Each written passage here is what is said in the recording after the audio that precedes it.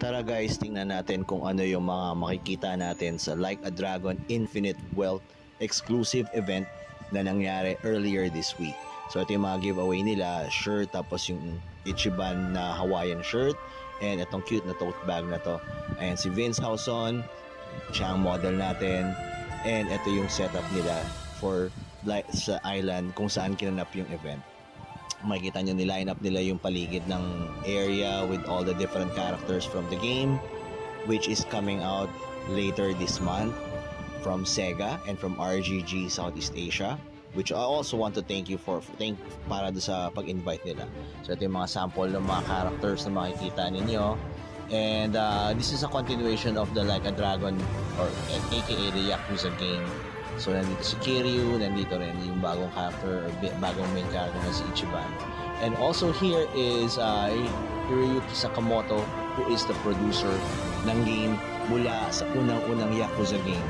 So ito, let me just show you yung entrance or yung entrance, yung facade ng island papunta. Ito pag pumasok ka, ito yung makikita mo, puro mga standees. Actually, saw a lot of good standees. Ito rin naman yung Rum Jungle pala.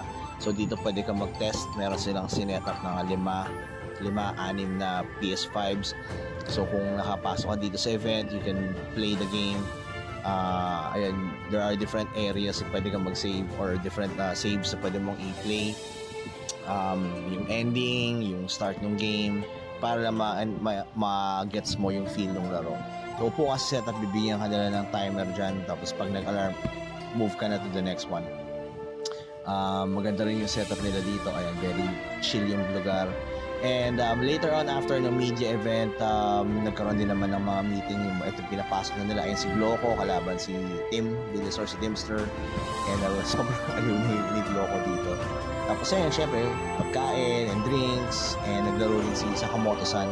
Nag-demo siya for the game a couple of times with different guests and KOL.